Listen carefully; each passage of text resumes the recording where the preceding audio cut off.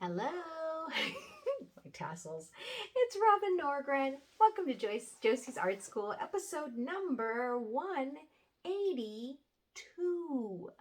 I'm so glad to have you here. And today we are still in my winter series and we're going to create snowflakes.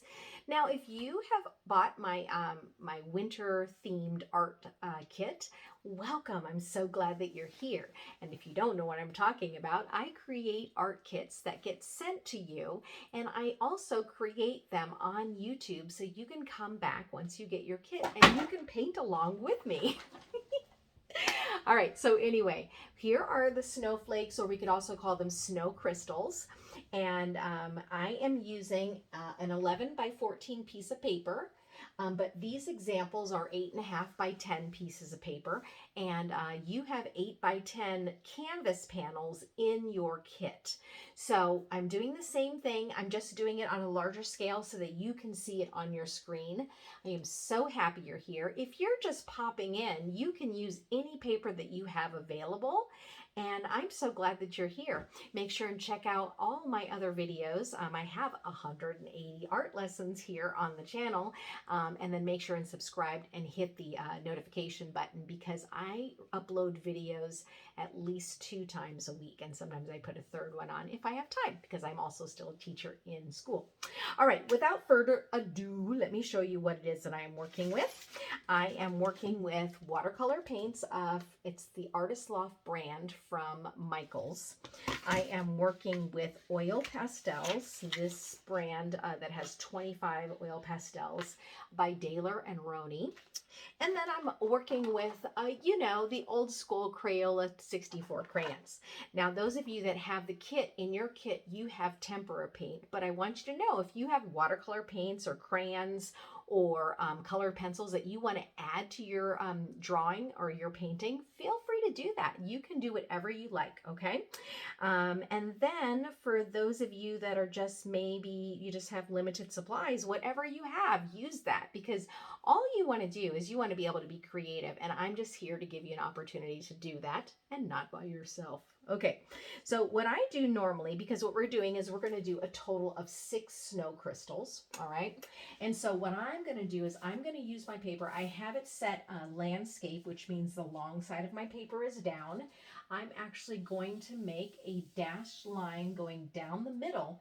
Usually I go down the middle again, but this time, because I want to do 6 of them, I'm actually going to break my paper up into thirds. And already I see that I have not done that evenly. Do not worry about that, because here's the fun part. Because it's snow, it can look like a snow flurry, right? All right, so let's go ahead and get started. Now, when I am drawing, I'm going to be using a Sharpie so that you can see what it is that I'm doing. But I would say, if you are a little bit nervous about getting started, please make sure and use a pencil. There is a pencil in your kit. And then you use it as if you're sketching. So rather than holding your pencil straight up and down and doing what we call committing to the line, use it on the side and just do a sketching motion, right? All right, so step number 1 is I'm just going to draw a straight line.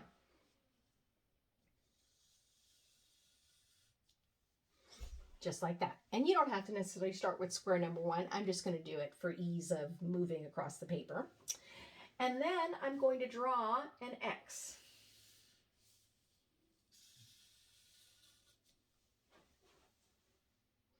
Okay.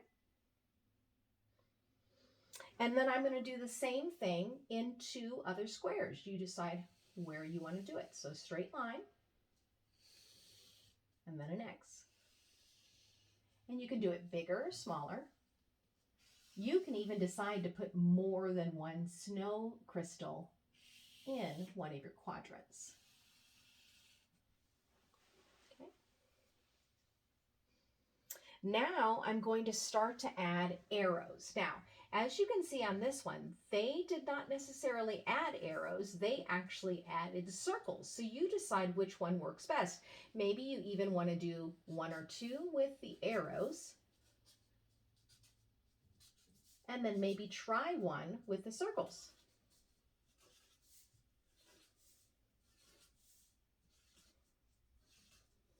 Now, Here's another tip. If you have oil pastels or crayons, maybe you want to draw this out with those instead.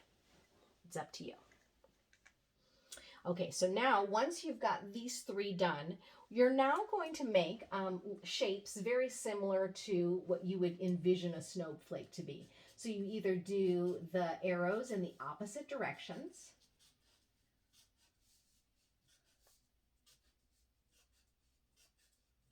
or you could do straight lines.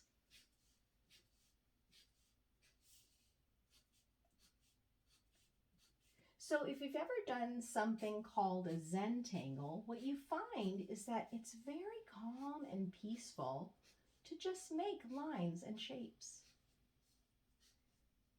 So take your time and do it in a way that what we call is intuitive, which means whatever you feel like creating, create it on the line.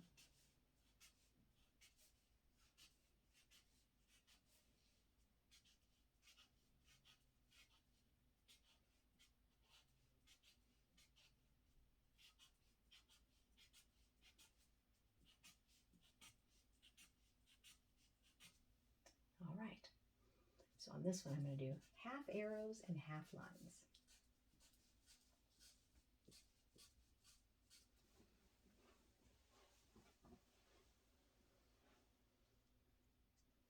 Now, maybe on some, you want to put a circle in the middle.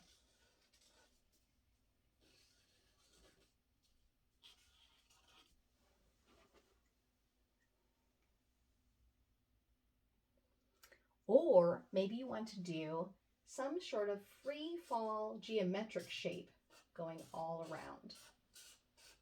So just a random set of squares and rectangles just to kind of bring it all together. You can see it most especially in a couple of these where it almost takes on like a spider web shape. Okay, so again, feel free. If you want to just go line to line to line to line, and then go back around again.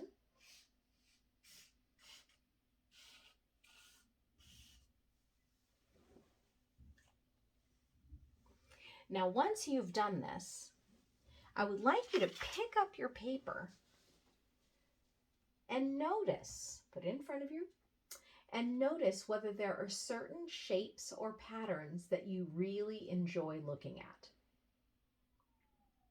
And if there is, then try doing those different shapes in these other three quadrants.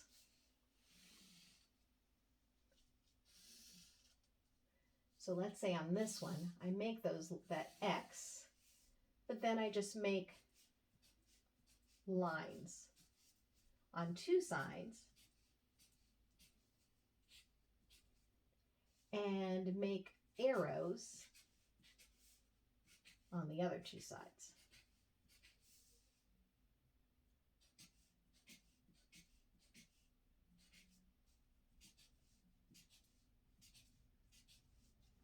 Or maybe on this one,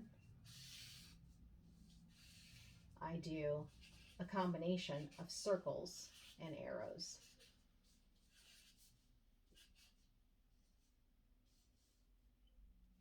And then in the middle, I start to do the geometric shape.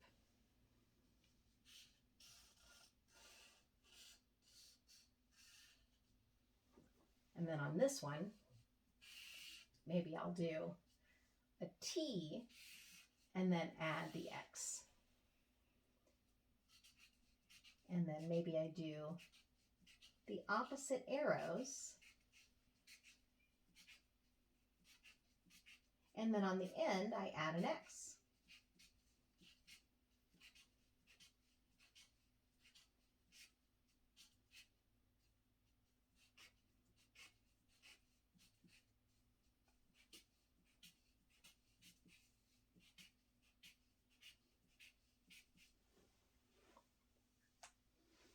All right.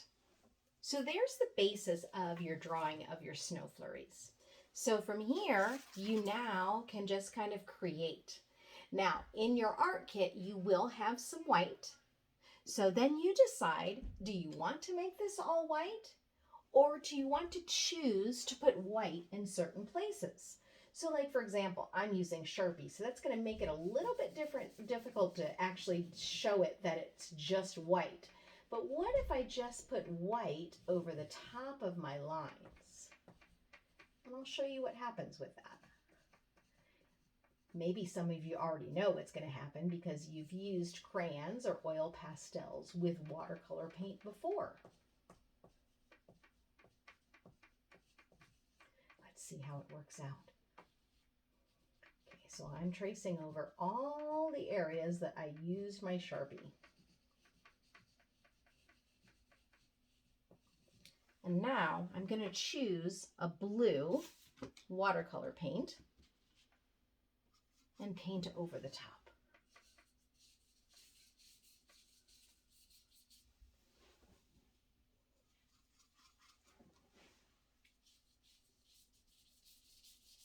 There we go.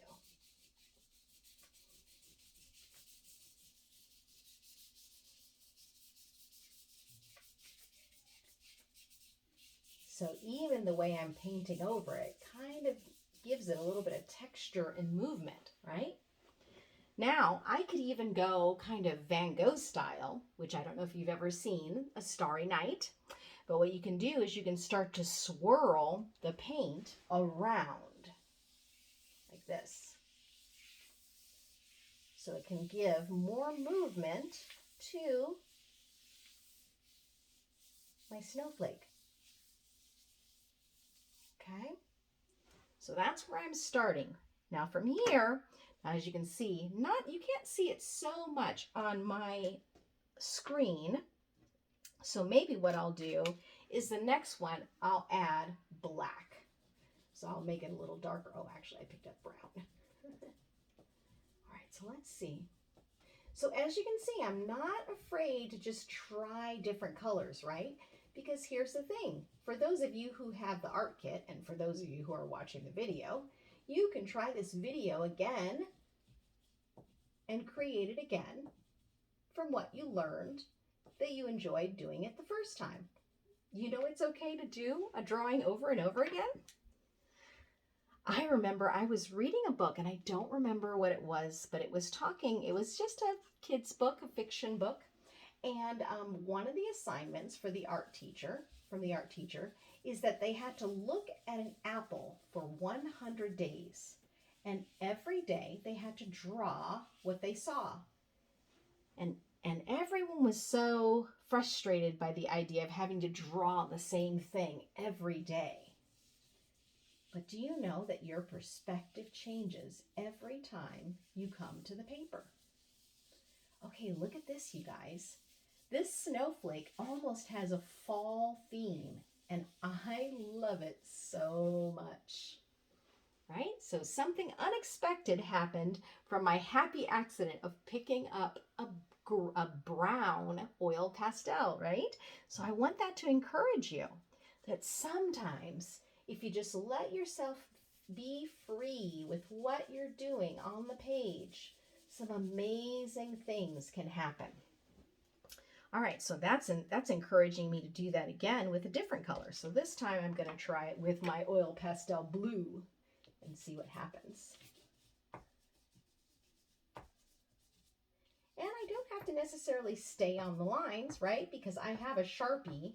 So because the Sharpie is there, it's already leaving a pretty defined line. So I don't have to worry about you knowing what it is that I am drawing because I've already outlined it.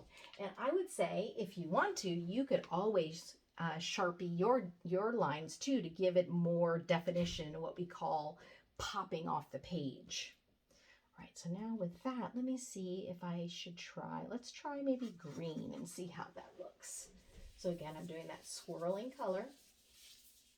Now, this is an example of the swirling that I'm doing, but you could also just paint straight lines up and down too, and that would look just as pretty.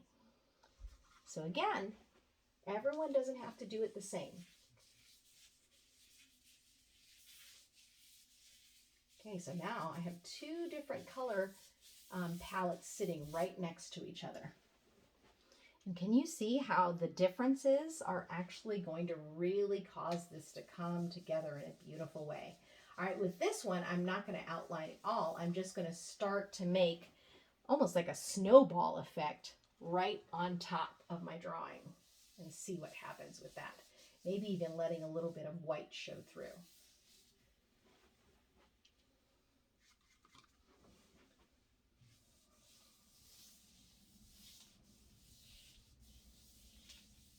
So I wonder, do you live in a place that has snow? I live in Arizona, so we don't have snow in the area that I'm at, but I can actually drive within about 2 hours to the snow if I really wanted to see it. And when I was a kid, I lived in Detroit, so I lived through some blizzards where we would get these snow days. And that was always pretty fun for us to get to stay home. And if our parents got to stay home too, we would have these fun family nights where we would play boggle. And it was just some of my best memories when I was a kid, to have my mom and dad playing games with us. Okay, so now I picked up a crayon to kind of mimic what I just did with the paint, with the watercolor paint. And so again, I want you to feel free to use some of your other supplies if you have them available. But yes, I have been in snow many times in Michigan. We actually lived in Virginia. We lived in Colorado. We lived in Germany. So we have had lots of experience with snow.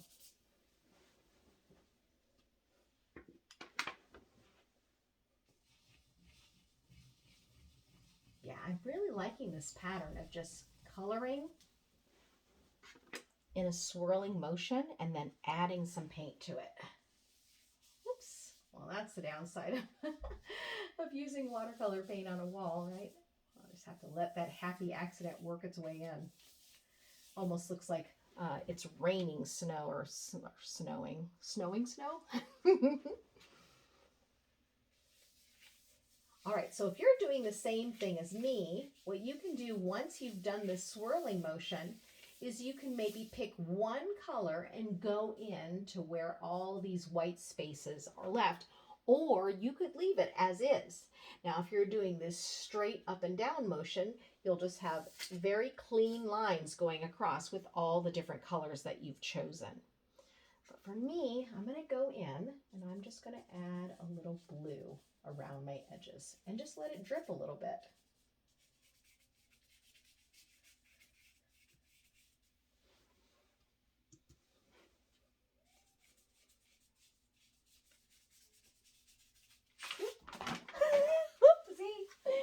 All right, that's one way to do it. You know what's fun about that is now I can put it upside down and see if I like it better the other way. Let's try that.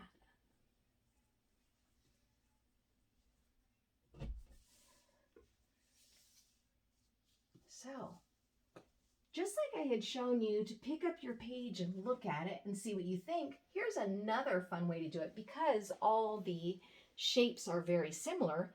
If you were to turn your page upside down, I wonder what you would think of it.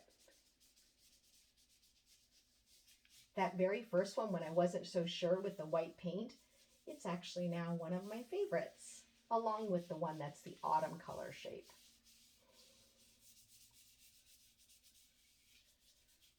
Well, I hope you felt inspired to try some different color palettes as well. I know sometimes we get in a little bit of a rut where we only use certain colors, right? I remember one of my students over it almost, maybe it was about 2 weeks ago now, we were doing a painting and she literally painted everything on the painting red, like filled it with red. I said, oh, you used so much red. And she says, I want everything red. Red is my favorite color. And I thought, wow. And the thing is, and you would think, oh, just red on a page. But it's kind of like if you've ever seen those paintings by, and of course I cannot remember his name now, but if you saw it, you'd know who I was talking about. But it basically just looks like squares of paint of just one color. Oh, I can't believe I can't remember the artist because he's famous. Anyway, that's what it looked like. It just looked like red. But the time and texture she put into that red, it was really beautiful. It's like, oh, I actually want that. All right, so here's my finishing touches on that paint. Oh, I see a little spot that I forgot. Add that in. Well, I hope that you enjoyed painting with me today. I'm so glad that you come here and hang out with me. It is my pleasure to do art with you. So I'm going to scoot out of the way so you can see all three of the options. Thank you so much for dropping by. Make sure and like and subscribe to my channel and turn on the notification bell. And if you want to see all of my art kits, make sure and go over to my website, joseysartschool.com. See you later.